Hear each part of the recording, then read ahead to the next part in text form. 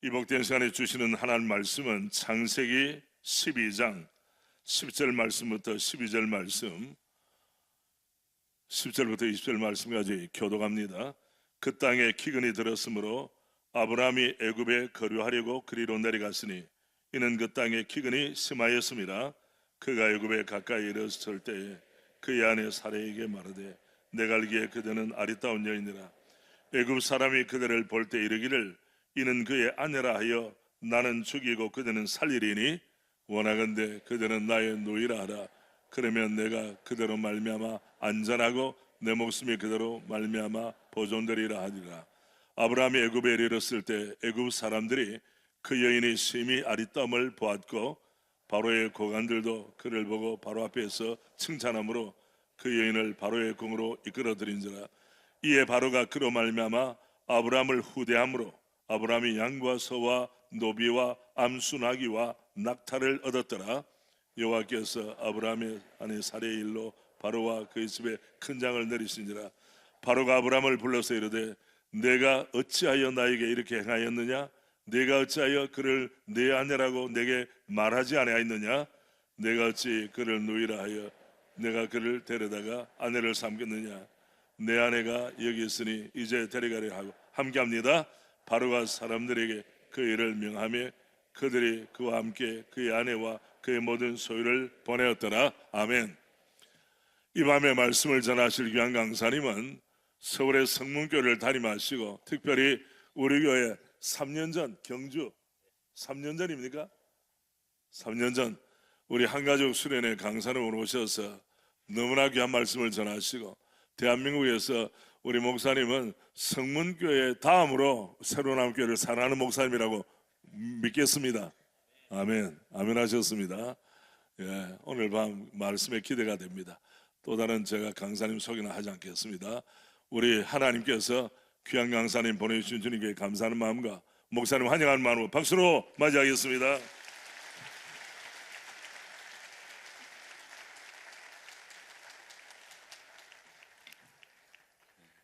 할렐루야. 오늘 예비하신 은혜 주실 줄 믿습니다.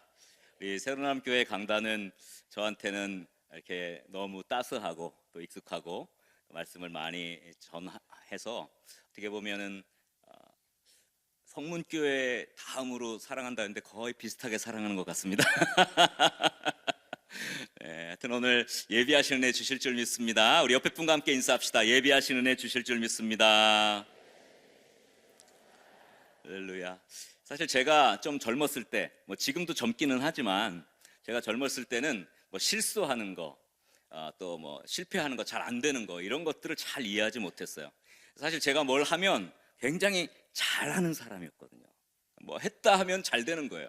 그러니까 누군가가 뭔가 실수를 해서 잘못했다, 누군가가 뭐 이렇게 잘못해서 일이 그르쳐졌다 하면 잘 이해를 하지 못했습니다. 뭐 우리 한가족 수련회 때도 저희 얘기를 좀 많이 했잖아요. 그때는 뭐 시간이 90분 이렇게 충분하니까 공부를 했다 하면 공부가 또 잘 되고. 놀라지도 않으시네요. 네, 그래서 뭐 학교도 수석으로 졸업하고 대통령 오찬에 초대받기도 하고 뭐 이런 여러 가지 얘기는 지난번에 제가 말씀을 드렸으니까, 그러니까 하는 것마다 잘 되니까요. 저는 제가 굉장히 잘난 줄 알았어요. 제가 뭐 하면 뭐든지 된다. 그러니까 누군가가 실수하거나 뭔가 실패하거나 이런 것들을 잘 이해하지 못했어요. 심지어 저는 운전면허도 한 번에 합격한 사람이에요. 국가고시. 근데 지금은 이제 뭐 이렇게 학원에서 다 등록하고 수료하면 운전면허가 나오는데, 저 때만 해도 필기시험이 있었고, 필기시험에 합격하면 코스 시험이 있었고, 그 다음에 3차로 마지막 주행시험이 있었어요. 그런데 그 1차 시험 필기시험을 보면 그 당시에 필기시험을 본 사람들 중에 그날 합격한 사람들에 한해서 그날 오후에 2차, 3차 시험을 볼 수 있게 해주는 제도가 있었습니다.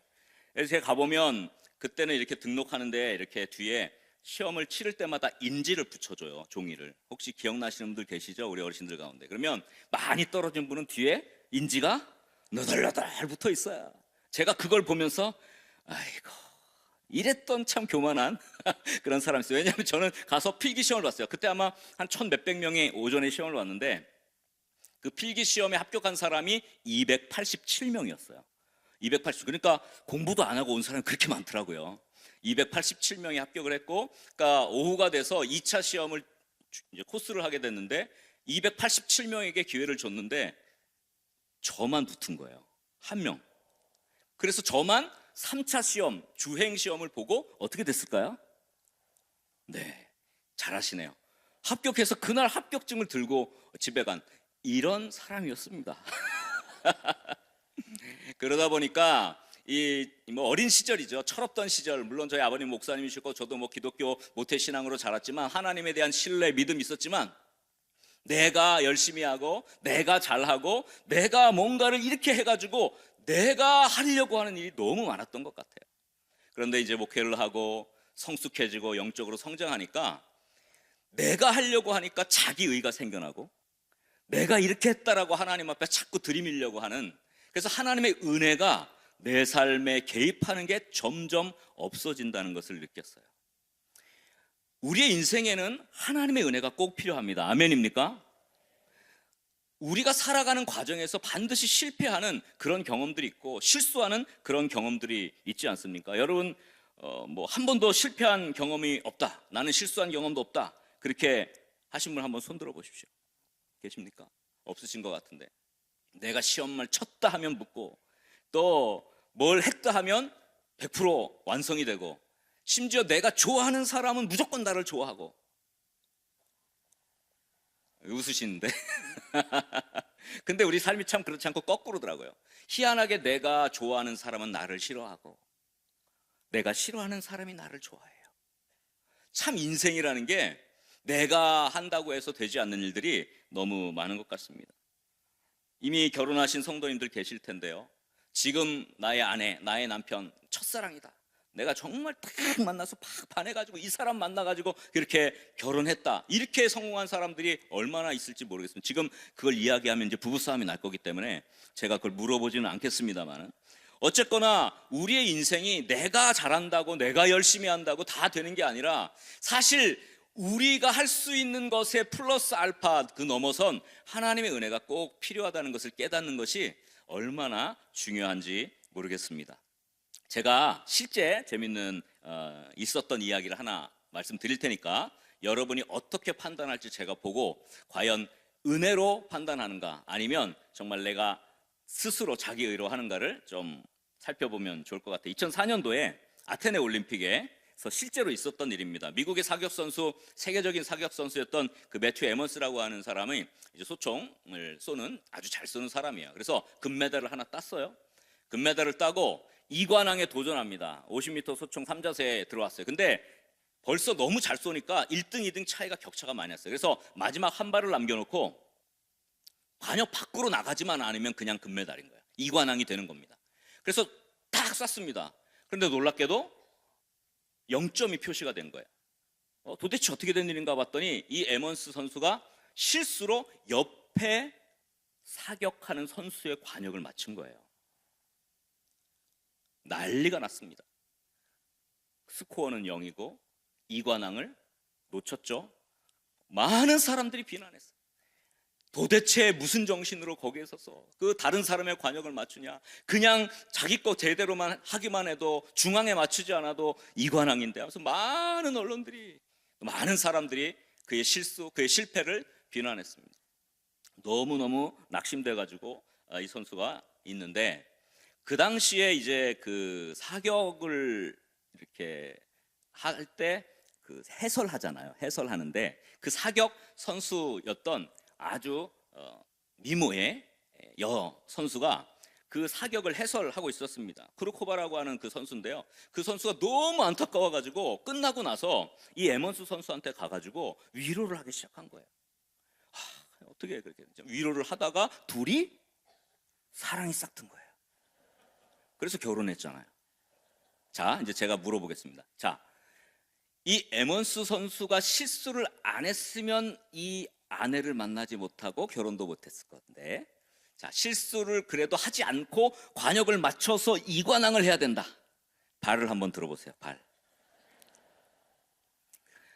내가 이렇게 정말 실수하고 정말 씻을 수 없는, 어떻게 보면 너무 큰 어떤 실패를 경험했지만 오히려 하나님은 한 번 이쪽 문이 닫히면 다른 문도 열어놓으신다고요. 아멘입니까?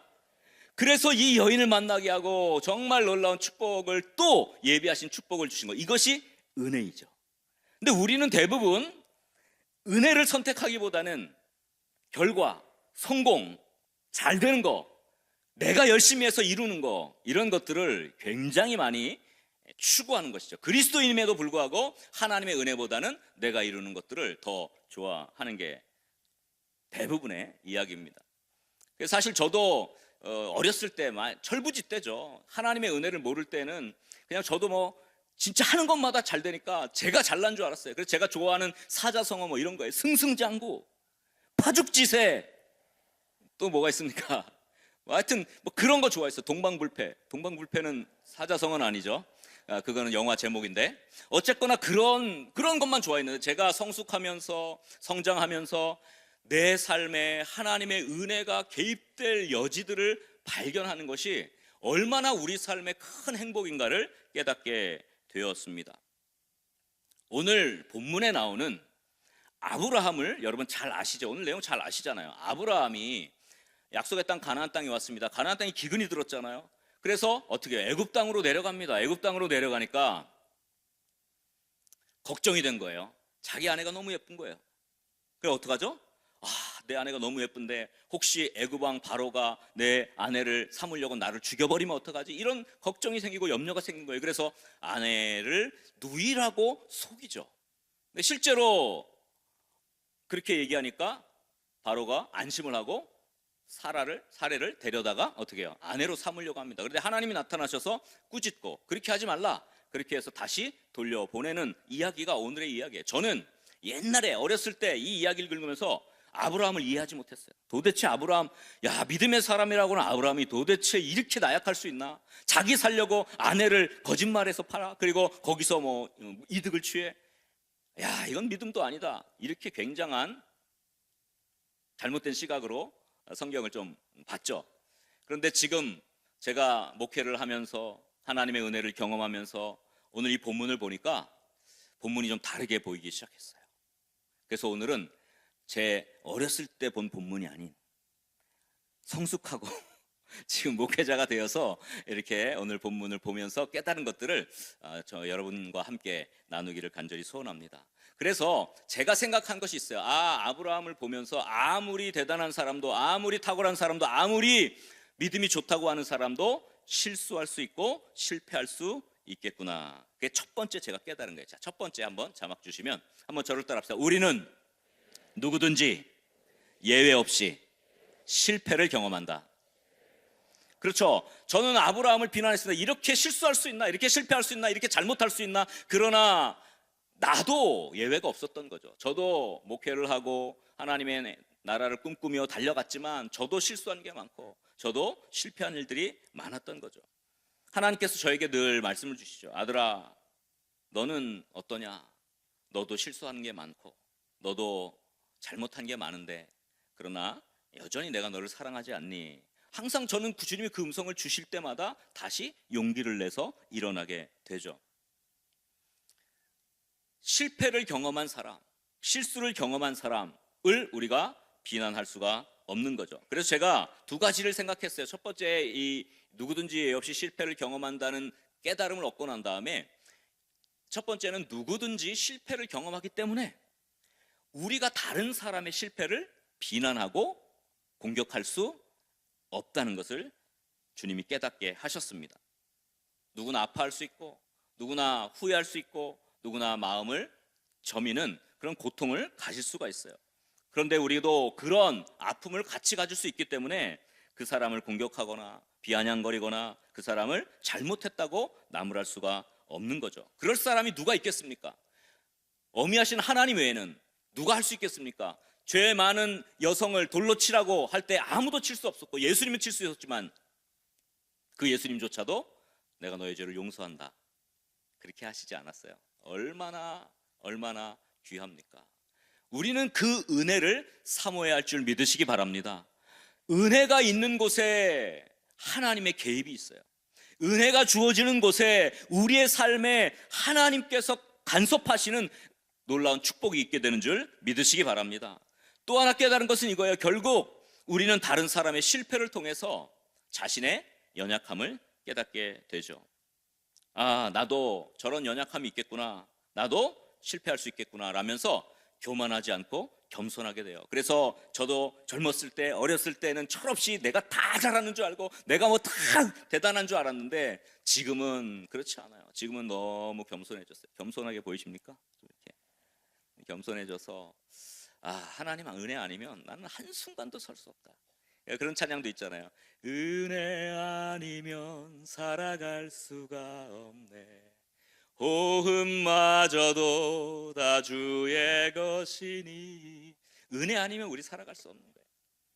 우리의 삶에 주의 은혜가 임할 수 있기를 주의 이름으로 간절히 축원합니다. 우리 한번 옆에 분들 한번 이렇게 축복합시다. 은혜 아니면 살 수가 없습니다.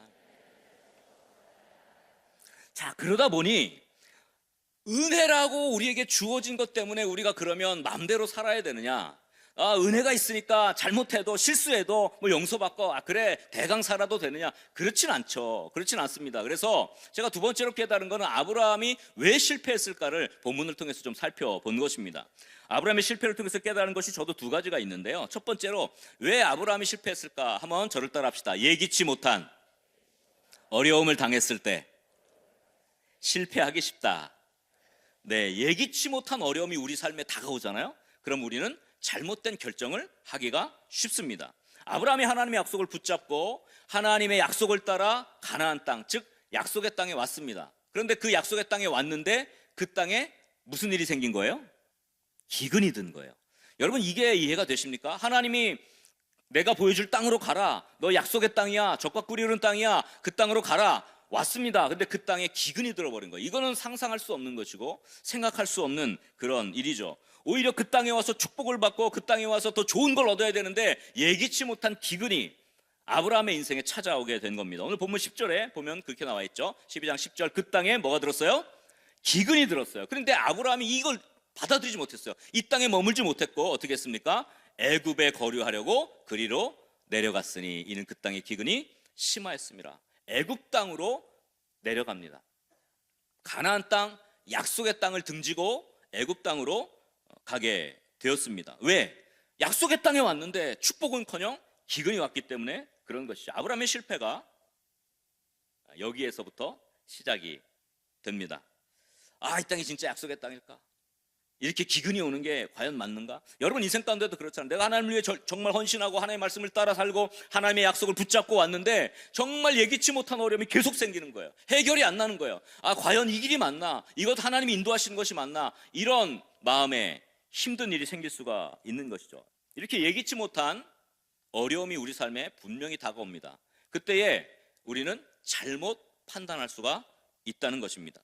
결국 애굽 땅으로 내려가죠. 그 애굽 땅에서 결국 한 일은 아내를 누이라고 속이고 거짓말하고 자기 목숨을 살리려고 하는 그런 일이 된 거죠.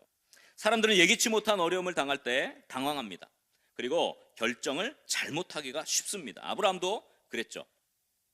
그 미국의 네이비실이 가장 정신력이 강한 군대의 그 군사들 중에 뽑히지 않습니까? 그래서 네이비실이 어떻게 자기 자신을 정신적으로 훈련시키느냐, 이 교본이 있어요. 네이비실 교본이 있습니다. 제가 그 교본을 봤는데 그 교본에 보니까 이렇게 돼 있더라고요. 전투를 치르는 중 가장 최악의 상황을 미리 어떻게 해요? 마음에 그려놓으라는 거예요.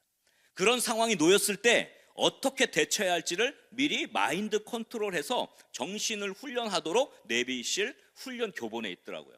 저도 뭐 군목이어서 채플린이었으니까 이거 보면서 이렇게 하는구나. 그래서 이 네이비실의 이 강한 사람들은 포로로 잡혀갈 수 있잖아요. 포로로 잡혀갔을 때 자기들이 어떻게 해야 될지 이런 것들을 이미 다 머릿속으로 그려놓고 있어요. 그래서 거기에서 견뎌내는 것, 그 다음에 어려운 환경 속에서 뭐 전투에서 누가 다쳤거나 혹은 자기 자신이 다쳤거나 할 때 어떻게 자기 자신을 컨트롤하고 공황에 빠지지 않고 이것을 벗어날 수 있는지를 잘 정신적으로 훈련을 한다고 그렇게 되어 있더라고요. 그러니까 예기치 아니한 상황에 나 자신을 미리 대입해보고 그것들이 있도록 그것들을 미리 예비하도록 어떤 것들을 준비하도록 그렇게 정신적으로 훈련을 한다는 겁니다. 여러분 우리 삶에 예기치 못한 어려움들이 이렇게 다가올 수가 있습니다. 아브라함이 아마도 미리 마음 준비를 잘 못했던 것 같아요. 근데 뭐 내비실은 세상적인 방법이잖아요. 최악의 상황을 미리 그려놓고 그 상황이 올 때에도 당황하지 않는다, 뭐 그런 거지만, 사실 우리 그리스도인은 달라요. 우리 그리스도인은 물론 최악의 상황이 올 수 있지만 그럼에도 불구하고 그 가운데 하나님이 역사하신다는 것을 미리 마음에 그릴 수 있기를 주의 이름으로 간절히 축원합니다. 저는 그게 굉장히 중요하다고 생각해요. 분명히 어려운 일이 올 수 있죠. 그러나 그 가운데도 하나님이 나와 함께 하시고, 그러나 그 가운데도 하나님의 은혜가 나에게 있다는 것을 잊지 않는 이 영적인 강건함이 있다면, 우리는 예기치 못한 어려움이 올 때도 넘어지거나 실수하거나 실패하지 않게 될 것입니다. 그래서 믿음의 사람들은 언제나 최악의 상황이지만 하나님의 함께 하심과 하나님의 도우심을 미리 마음으로 그리고 기도하는 줄 믿으시기 바랍니다. 어떤 상황에서도 의연하게 대처할 수 있는 이 믿음의 영성, 믿음의 힘을 길러야 할 줄 믿으시기 바랍니다. 우리 새로남교회 믿음의 영가족들, 이제 신년 은혜 집회로 하나님 앞에 올려드리는데, 올 한 해 하나님께서 좋은 것 주실 것 믿습니다. 아멘입니까? 그러나 때로는 우리가 생각지도 못한 어려움이 계속해서 파도처럼 밀려올 때가 분명히 있을 겁니다. 그러나 그때에도 우리는 우리의 마음을 붙잡고 낙심하지 말고 절망하지 말고, 하나님이 나를 돕고 계시는 것을 우리의 마음 가운데 그리고 하나님이 함께 하시는 것을 우리의 마음의 깊은 곳에 우리의 믿음의 토대로 놓고 승리할 수 있기를 주의 이름으로 간절히 축원합니다. 우리 한번 옆 사람을 이렇게 한번 축복합시다. 예기치 못한 어려움에 실패하지 맙시다. 또 이렇게 한번 축복합시다. 하나님의 인도하심을 마음에 그립시다. 하나님의 인도하심을 마음에 그립시다. 아멘. 자, 또 왜 아브라함이 실패했을까? 제가 좀 곰곰이 묵상하는 가운데 생각해낸 것은 두 번째는 이것입니다. 두려움과 죄책감에 사로잡히면 잘못된 결정을 하기가 쉽다는 겁니다. 뭐에 사로잡히면요? 두려움과 죄책감에 사로잡히면. 아브라함이 예기치 못한 그 어려움을 극복하기 위해서 인간적인 방법을 선택합니다. 애굽으로 내려가죠. 그리고 애굽 왕 바로가 자기를 죽이면 어떡하지라는 두려움, 그리고 아내를 속이는 이 거짓말, 이 죄책감이 아브라함의 마음을 사로잡게 됩니다. 하나님의 인도하심을 의지하지 못하고 인간적인 방법으로 거짓말을 하고 이 두려움을 어떻게 극복할까를 생각하다 보니 잘못된 결정을 자꾸 하게 되는 거죠. 그래서 오늘 본문 11절부터 13절에 보면 그 내용이 잘 나오지 않습니까? 그가 애굽에 가까이 이르렀을 때 그 아내 사라에게 이렇게 말하죠. 내가 알기에 그대는 아리따운 여인이라. 애굽 사람이 그대를 볼 때 이르기를 이는 그의 아내라 하여 어떻게 나는 죽이고 그대는 살리리니. 왜 이런 걸 상상하죠? 근데 이해를 못하겠어요. 지금은 좀 이해를 합니다. 나는 얼마나 두려웠겠어요. 얼마나 힘들었겠어요. 근데 왜 이런 상상을 합니까? 하나님이 나를 도와주실 것을 마음에 그려야 되는데, 아브라함은 하나님 생각이 저 멀리 떠나가 버린 거예요. 나는 죽이고 그대는 살리면 어떡하지? 이 걱정, 이 두려움. 그래서 거짓말을 선택하죠. 13절 원하건대 그대는 나의 누이라 하라. 그러면 내가 그대로 말미암아 안전하고 내 목숨이 그대로 말미암아 보존되리라 하니라. 얼마나 잘못된 선택을 합니까? 왜 아브라함이 이런 잘못된 판단을 합니까? 그의 마음에 두려움이 싹 터서 그래요. 여러분, 두려움이 오잖아요. 혹은 죄책감이 오잖아요. 그러면 우리가 올바른 영적 결정을 할 수가 없게 돼요. 훌륭한 기독교 의학 박사인 티머시 제닝스라고 하는 분이 The God-shaped brain, 그러니까 하나님이 만드신, 하나님이 설계한 브레인, 뇌라는 책을 썼는데요. 여기서 아주 기가 막힌 이야기를 해요. 자, 거기 제가 좀 자막이 있죠. 우리의 뇌는 우리의 양심이 깨끗해질 때 효율적인 추론과 사고가 가능하답니다. 그러니까 우리가 이 양심이 막 가책을 받고 죄를 짓고 도덕적으로 막 이런 남에게 얘기하지 못한 이런 죄들로 두려움으로 막 가득 차면 우리의 뇌는 잘못된 결정을 하기가 쉽다는 거예요.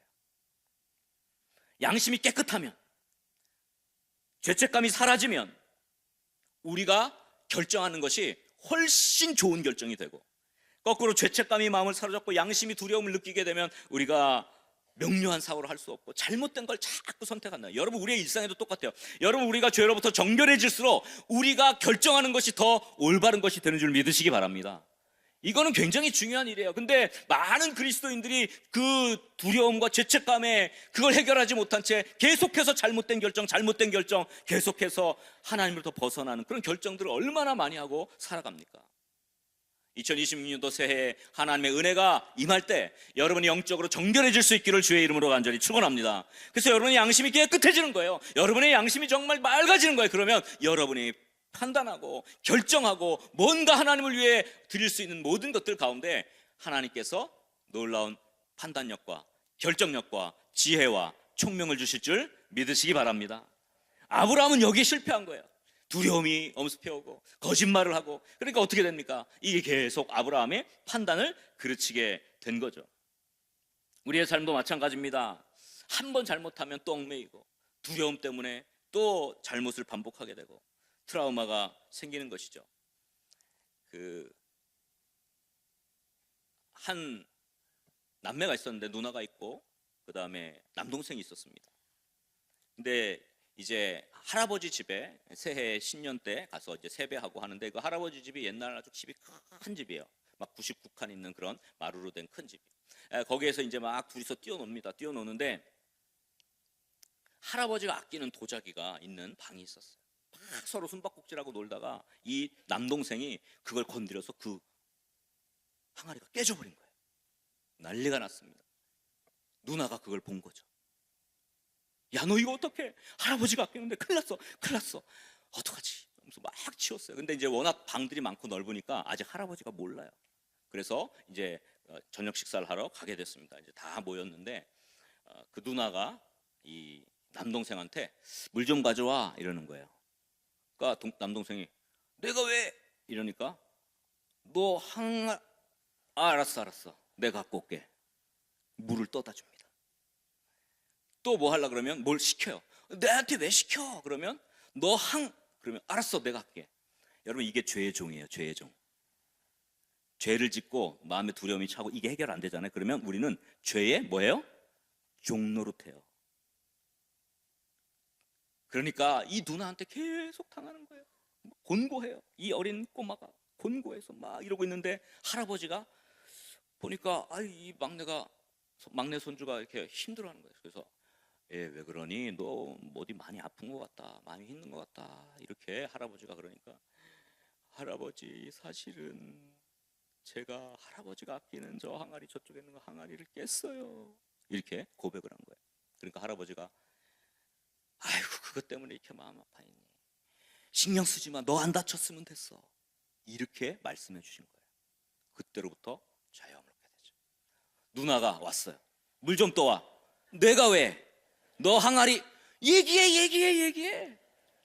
여러분, 두려움과 죄책감은요, 우리를 계속해서 얽매여서 우리 하여금 올바른 하나님의 길을 가지 못하게 만드는 거예요.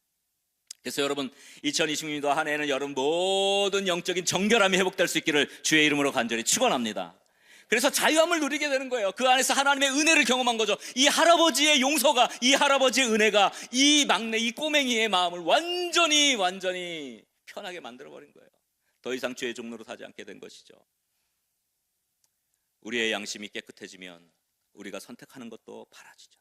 그래서 올해는 조금 더 바른 양심, 조금 더 정결한 믿음, 조금 더 정결한 하나님의 은혜를 구할 수 있는 우리 새로운 교회 믿음의 영가족들 다 될 수 있기를 주의 이름으로 간절히 축원합니다. 자, 우리 옆 사람과 한번 이렇게 다짐해 봅시다. 올바른 양심을 지닙시다. 두려움과 죄책감에 넘어지지 맙시다.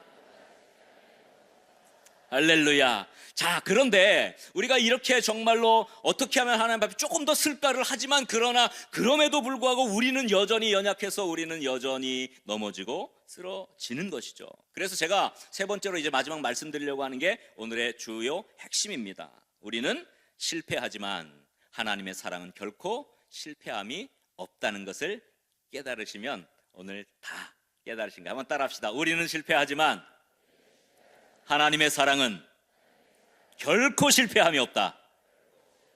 아멘입니까? 오늘 설교의 제목을 제가 그래서 이걸로 정한 거예요. 우리는 실패하지만 하나님의 사랑은 실패함이 없는 거죠. 즉, 우리는 연약해서 실패합니다. 그러나 하나님이 그런 우리를 여전히 사랑하십니다. 아멘입니까? 여전히 우리를 지지하십니다. 아멘입니까? 여전히 우리에게 은혜를 베푸십니다. 아멘입니까? 우리를 돌보시는 것이죠. 이 사실을 우리가 깨달으면 우리는 어떤 어려움도, 어떤 실패도, 어떤 실수도 우리는 극복하고 이겨낼 수 있게 됩니다. 오늘 본문의 아브라함이 얼마나 파렴치하고 치졸했습니까? 약속의 땅에 기근이 들자 그 약속의 땅을 떠났고 또 두려움에 사로잡혀서 거짓말을 하고 잘못된 계속 행동을 하는데, 저는 처음에 하나님이 아브라함을 데렸다가 꾸짖으실 줄 알았어요. 근데 누구를 꾸짖죠? 바로를 데려다가 바로한테 너 그렇게 하면 안 돼, 바로 왕을 꾸짖는 거예요. 전 처음에 어렸을 때는 그게 이해가 안 됐어요. 지금은 이해가 됩니다. 하나님이 하나님의 계획 안에 아브라함과 사레를 통해서 누구를 주기로 약속한 거예요? 약속의 자녀를 주기로 약속했기 때문에 이게 건드려지면 하나님의 계획이 틀어지는 거예요. 하나님은 하나님이 계획하신 것을 이루시는 줄 믿으시기 바랍니다. 그게 하나님께서 아브라함을 꾸짖지 않고 바로왕을 꾸짖는 이유예요. 여러분, 우리가 그래서 하나님의 계획 안에 들어간다는 거, 이거는 얼마나 중요한지 모릅니다. 우리가 계획을 세워요. 여러분, 올해 2026년도 새해 계획 세우셨습니까? 올해는 뭐 어떻게 하고 올해는 저렇게 계획 세웠죠. 그러나 그 계획이 내 계획이 아니라 우리가 하나님의 계획에 들어가는 은혜가 있기를 주의 이름으로 간절히 축원합니다. 그 계획 안에 들어가 있어야 돼. 그러면 그 안에서 우리는 하나님의 사랑과 하나님의 은혜를 얻게 되는 거예요. 아브라함이 그것에 실패하고 그것에 잘못된 결정을 했지만 하나님의 계획은 절대로 틀어지지 않아요. 우리는 잘못할 수 있지만 하나님은 반드시 이루시는 줄 믿으시기 바랍니다. 그래서 오늘 본문 14절 15절에 보니까 이렇게 아브라함을 돕고 계시는 거죠. 14절에 아브라함이 애굽에 있을 때 애굽 사람들이 그 여인이 심히 아름다움을 보았고 바로의 고관들도 그를 보고 칭찬했어요. 그 여인을 바로의 궁으로 이끌어들였어요. 아브라함이 보세요, 사라한테 이렇게 거짓말하고 너 누이라고 속여 나를 살려줘 이렇게 얘기했는데, 저는 놀라운 게 이 사례가 아무 말도 안 한다는 거예요. 그냥 칭찬하고 어떻게 그 여인을 15절에 바로의 궁으로 이끌어 드렸어요. 그때까지 사라가 아무 말도 안 해요. 사라의 믿음이 여기에 있구나. 저는 사라의 믿음이 아브라함을 살렸다고 생각을 합니다. 그래서 오늘 부부로도 많이 오셨는데, 그래서 저는 항상 제 아내를 잘 모시고 아내의 말씀을 잘 듣고 이렇게 하는데 별로 동감을 안 하실 것 같은데요. 네, 하여튼 하나님께서 이 사라에게 믿음을 주신 것 같아요. 하나님이 내 태를 지켜주시겠지, 하나님께서 약속한 그 자녀를 나에게 주시겠지, 이런 믿음이 있었기 때문에 들어갈 때 아브라함에게 아브라함 당신 도대체 어떻게 이럴 수 있어요? 라고 말할 수 있었겠지만 그 말을 하지도 않고 그대로 가게 된 겁니다. 근데 아브라함의 그 잘못을 하나님은 아브라함을 꾸짖는 게 아니라 누굴 꾸짖어요? 17절에 보니까 여호와께서 아브라함의 살해의 일로 바로와 그 집에 큰 재앙을 내리신지라. 이렇게 오히려 바로의 집에 재앙이 내려지게 되죠. 내 인생에 잘못할 때마다 나타나서 손가락질하고 지적하고 비난하는 사람들이 많이 있습니다. 근데 나를 신뢰해주고 나를 믿어주고 나를 끝까지 지지해줄 수 있는 한 명만 있으면 우리는 그 가운데서 다시 일어설 수 있게 되는 거예요. 그래서 제가 가장 좋은 옆에서의 지지할 수 있는 지지자가 우리에게 만남의 축복으로 있다는 것은 가장 큰 축복 가운데 하나라고 저는 믿습니다. 올 2026년도에 우리 믿음의 가정들 안에 이러한 정말 사례와 같은 믿음을 지켜줄 수 있는, 묵묵히 하나님의 뜻을 추구할 수 있는 그런 흔들리지 않는 믿음의 동역자들을 붙여줄 수 있기를 주의 이름으로 간절히 축원합니다. 필리비안 씨가 그의 책 놀라운 하나님의 은혜에서 이렇게 말하죠. 하나님이 성실한 에서 대신 교활한 야곱을 택하신 이유가 뭘까? 직무태만 삼손에게 초자연적인 위력을 허락하신 이유는 뭘까? 왜 잘못된 관계에서 태어난 솔로몬에게 탁월한 지혜를 주셨을까? 살인자 모세에게 어떻게 그런 영도권을 주셨을까? 부인한 베드로에게 예수님은 어떻게 초대교회 지도자의 역할을 맡기셨을까? 뭐 이런 이야기를 쭉 합니다. 근데 벌써 나왔네요. 우리의 실패는 하나님을 놀라게 할 수 없습니다. 왜냐하면 하나님의 계획이 있기 때문이에요. 하나님 우리를 사랑하시고 우리를 위해서 계획을 준비하고 계신 줄 믿으시기 바랍니다.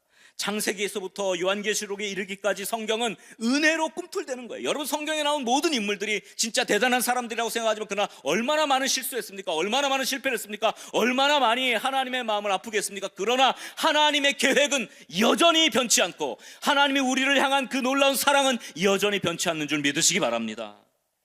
하나님은 우리의 실패를 아시고도 우리에게 책임 있는 일을, 책임 있는 역할을 맡기시는 거죠.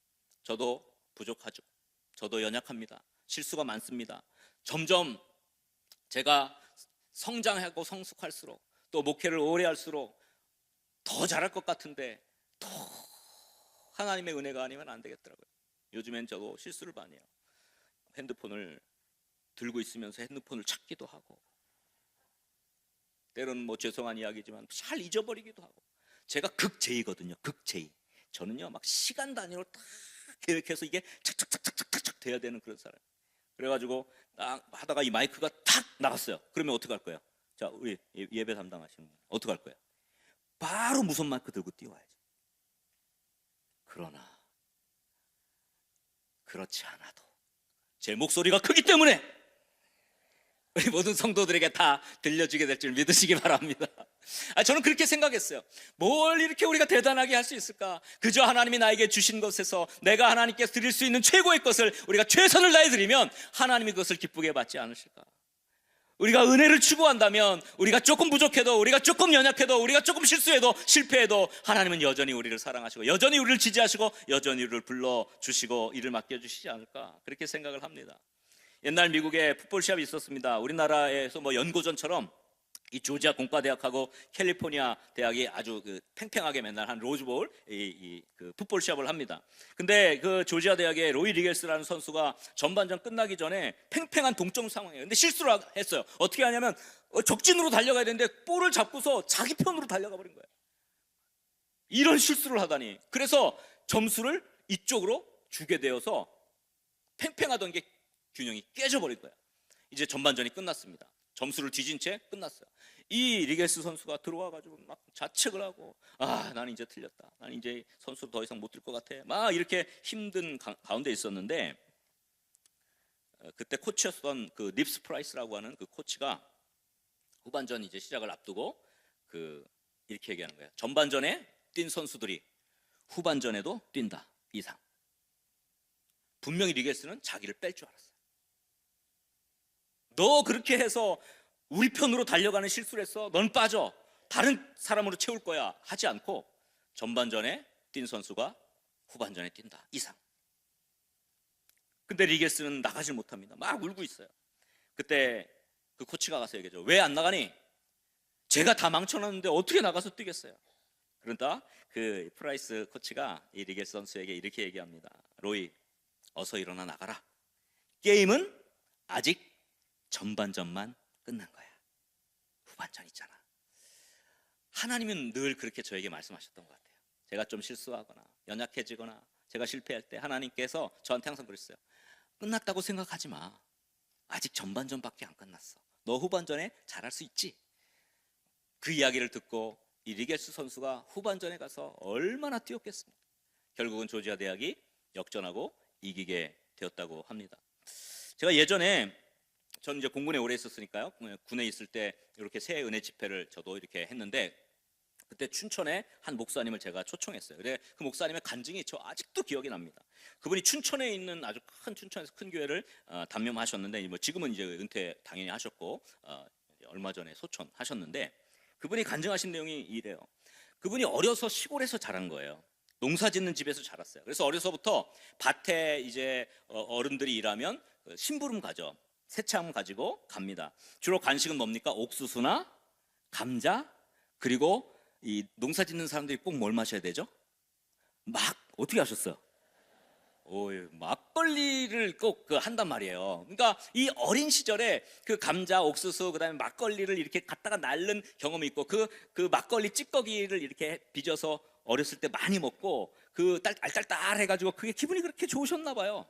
그래서 어렸을 때는 이제 그렇게 시골에서 농사 지으면서 자랐어요. 그 막걸리에 대한 향수가 있는데, 이제 나중에 은혜를 받고 목회자가 됐죠. 그래서 목회를 열심히 잘하고 있었습니다. 그래서 목회를 잘하고 있는데 어느 날 슈퍼 앞을 지나는데 막걸리가 떡하니 놓여져 있는 거예요. 근데 갑자기 옛날의 향수가 스물스물 올라오면서, 아니지, 내가 이제 목회자가 됐으니 내가 어떻게 이런 알코올, 이런 술을 마실 수 있겠나? 안 되지, 안 되지. 그리고 집에 갔는데 계속 막걸리가 떠오는 거예요. 그래서 밤에 트레이닝복을 입고 모자를 눌러 쓰고 슈퍼에 갔습니다. 가가지고 막걸리를 하나 사가지고 몰래 딱 들어오는데 교회 장로님을 만난 거예요. 변장해서 더 잘 알아봤대요. 근데 그 장로님이 하신 말씀이 일품이에요. 장로님이, 아니 목사님, 왜 우유를 막걸리통에 가지고 다니세요? 막걸리 하얗잖아요. 아, 네네네 하고 막 도망갔어요. 집에 와가지고 목사님이 막걸리를 다 쏟아붓고, 나는 이제 목회하기 틀렸다. 저 장로님, 내가 이거 막걸리인 거 아는데 이거 우유라고 그렇게 해주신 건 나 미안하지 말라고 한 건데, 뭐 이거 내가 막걸리 사는 목사가 어떻게 목회를 하겠나. 막 통곡하고 밤새 하나님 앞에 부르짖고, 하나님 살려주세요. 그래서 새벽에 이제 새벽 기도를 퉁퉁 눈이 부어가지고 나가려고 딱 대문을 여는데 대문 앞에 우유가 놓여 있는 거예요. 그런데 그 장로님이 거기에 이렇게 글을, 이렇게 편지글을 썼는데 이렇게 쪽지에 써 있습니다. 사랑하는 목사님, 제가 우유를 챙겨드리지 못해서 죄송합니다. 우유 드시고 건강하게 목회 잘 감당하시길 기도합니다. 이 목사님이 펑펑 우셨다. 이런 분이 있어서 내가 다시 일어날 수 있구나. 여러분 같으면 어떻겠어요? 죄송합니다, 오정호 목사님이 막걸리를 가지고 다니시지 않겠지만 모자를 눌러 쓰시고 막걸리 들고 갔어요. 여러분 어떻게 하시겠습니까? 여러분, 우리는요 너무 많이 정죄해요. 우리는 너무 많이 비난해요. 그런데 정죄와 비난이 사람을 변화시키지 못해요. 그러나 사랑은 사람을 변화시키죠. 그때로부터 이 목사님이 더 성령 충만해서 정말 교회를 위해서 삶을 드리고, 그 교회가 진짜 춘천에서 제일 큰 교회가 될 때까지 그렇게 헌신하셨다는 얘기를 제가 직접 들었어요. 제가 그때 감동을 받았어요. 아, 정말 그렇구나. 그렇다고 뭐 여러분 앞으로 막걸리 들고 다니라 그런 얘기는 아닙니다만, 어쨌거나 주님이 우리의 잘못을 분명히 아시지만 주님은 그것을 바꿔주시죠. 너 다시 일어나. 아직 전반전이야. 후반전 있잖아. 너 일어나. 내가 우유를 사다 드리지 못해서, 목사님 건강 챙겨드리지 못해서 죄송합니다. 우유 드시고 목회 잘 감당하세요 라고 할 수 있는 그런 은혜가 하나님으로부터 우리에게 주어졌고, 이제 그 은혜를 받은 우리가 그런 은혜로 성도들을 섬길 수 있기를 주의 이름으로 간절히 축원합니다. 주님은 실패한 우리에게 아직도 기회를 주고 계십니다. 저는 그렇게 목회해요. 지금도 저는 그렇게 목회를 합니다. 우리 성도들과 함께 목회를 그렇게 해요. 그러니까 오히려 더 열심히 하게 되더라고요.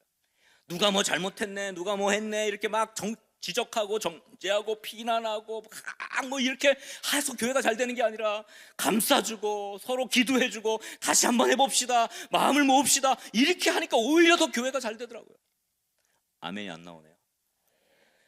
그렇게 함께하고 마음을 모으고 서로 용서하고 품 안아주니까, 그러니까 교회가 더 잘 되더라고요. 아멘입니까? 그게 은혜죠. 그게 은혜죠. 하나님은 우리를 그렇게 대하시는데 왜 우리는 서로를 그렇게 대하지 못하냐, 이겁니다. 말씀을 좀 정리하려고 합니다. 제가 예전에 이제 공군에서 좀 오래 목회를 했다고 말씀드렸지 않습니까?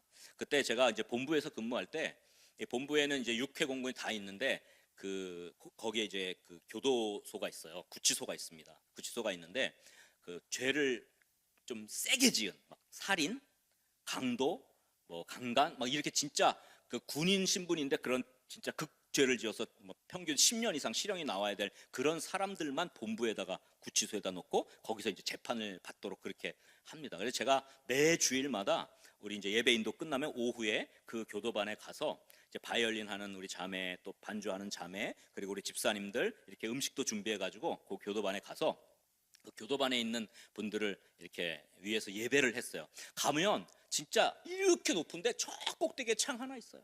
빛이 차가맣게 들어오는데 얼마나 삭막한지 몰라요. 그래서 제가 그 헌병대장한테 얘기해서 이분들을 그 주일날 제가 갈 때만 밖에 따뜻한 밖에 햇볕 나는 데로 좀 빼주실 수 있냐고. 그래서 허락을 받아서 그분들이 제가 가면 감옥에서 나와서 밖에 이렇게 앉아서, 물론 거기 또 이제 담으로 닫혀 있는 아니지만 거기에서 이렇게 예배를 드리고 했었던 기억이 있습니다. 그런데 제가 기억에 남는 한 장교가 있어요. 이름을 뭐 될 수는 없고 실제로 법무장교로 왔는데, 그러니까 법에 능통한 사람입니다. 그런데 이 친구가 음주 운전을 하고요, 차를 몰다가 사람을 쳐서 사람이 죽었어요. 그러니까 하루아침에 이 청년은요 완전히 중범죄자가 된 거예요. 그 실수 하나로. 그 친구를 이제 제가 전도하고 예수를 믿게 하고 이제 세례를 받는 날이 왔어요. 날이 따뜻했습니다. 햇볕이 반짝반짝하는 봄날, 이 친구가 딱 와서 세례를 받는데 예수 나를 위하여 바이올린이 따라라라 나오고, 그러니까 제가 세례를 딱 주는데 이 친구가 저한테 그렇게 얘기하는 거예요. 목사님, 사실 제가 이렇게 큰 죄를 져서 제 인생은 완전히 망가졌는데요, 그래도 이 교도관에 와서 목사님 또 우리 집사님들 만나서 예수님 알게 돼서 너무 감사하고, 또 하나는 이렇게 오늘 제가 세례를 받게 됐는데 여기가 천국 같아요. 그렇게 생각하면 안 되지만 나가기가 싫어요.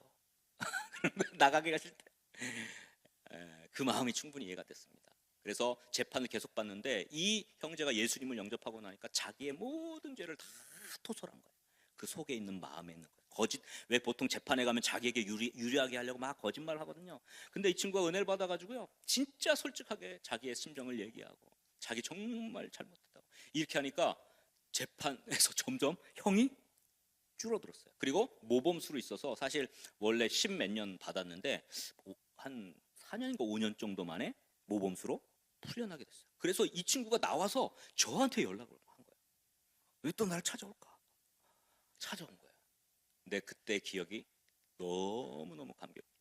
그래서 그 형제랑 만나서 밥 먹고, 지금은요 결혼했고요, 일반 회사에 이제 뭐 그 범죄 경력이 있으니까 이제 이런 뭐 법조계 쪽으로는 갈 수 없고 일반 회사의 법무팀에서 법무를 지금도 일을 하고 있어요.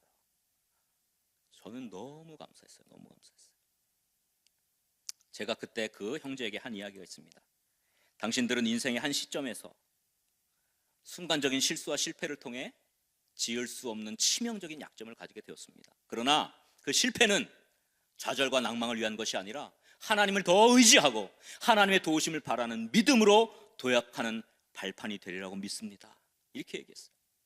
그 사람들이 그걸 깨닫고 알게 된 겁니다. 실패는 끝이 아닙니다. 하나님을 더 의지하게 하는 새로운 시작입니다. 그래서 이곳에서 고통당하고 있지만 그것이 바로 하나님의 은혜입니다. 말씀을 정리합니다. 우리는 실패한 사람들에 대해서 손가락질하고 비난합니다. 그리고 정죄합니다. 왜 그렇게 했냐고. 그러나 우리 주님은 우리를 여전히 사랑하십니다. 아멘입니까? 우리를 붙잡아 주시고 다시 기회를 주시고 다시 이렇게 세워주시고 하나님의 그 계획 안에 우리를 넣으셔서 인도하시는 줄 믿으시기 바랍니다. 오늘 본문의 아브라함도 마찬가지입니다. 약속의 땅의 기근을 맞아서 하나님 약속을 떠나 애굽 땅에 가서 고통을 당하는 어려운 실패하고 실수를 경험한 아브라함이지만 하나님께서 아브라함을 하나님의 계획 속에 넣으시고 끝까지 사랑하시고 포기하지 않으셔서 아브라함이 아브라함 된 줄 믿으시기 바랍니다. 세상 모든 사람들이 우리를 비난할 수 있습니다. 실패자라고 비난할 수 있고 그렇게 실수했다고 비아냥거릴 수 있습니다. 그러나 모든 사람들이 내 곁을 떠나가도 우리 하나님 아버지는 우리와 함께 하시며 우리 곁에 계시며 우리를 끌어안아 주시는 분이심을 믿으시기 바랍니다. 그분이 바로 저와 여러분의 아버지이십니다. 할렐루야.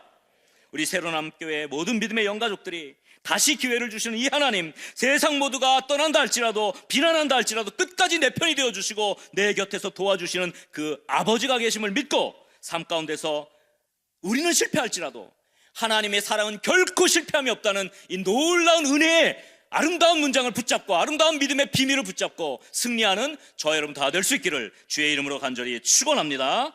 우리 옆 사람과 함께 이렇게 인사합시다. 주님은 여전히 우리 편입니다. 주님의 사랑은 결코 실패하지 않습니다. 이제 합심기도하고 좀 마무리를 하면 좋겠는데요. 여호와께 돌아가자라는 찬양을 좀 하고 우리가 합심기도 했으면 좋겠습니다. 내 백성이 나를 떠나 돌아섰지만 내 사랑이 내 백성을 포기 못하니 내 모든 것 내어주고 나 그들을 얻으리라. 우리 주님이십니다. 이 찬양 우리의 내면의 깊은 곳으로부터 하나님 앞에 새 올려드리는 찬양으로 올려드리고 합심해서 기도하도록 하겠습니다. 다 같이 찬양합시다.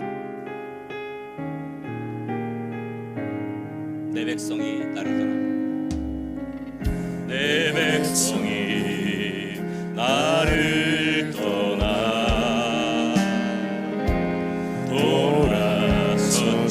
돌아섰지만 내 사랑이 포기하는 내 사랑이 내 백성을 포기 못하니 내 모든 것 내어주고 나 그들을 얻으리라. 여호와께 돌아가자. 우린 돌아서도 그는 변치 않네. 여호와께 돌아가자. 우린 넘어져도 그 사랑 영원하네. 우리 처음부터 다시 한번 합시다. 내 백성이 나를 떠나 내 백성이 나를 떠나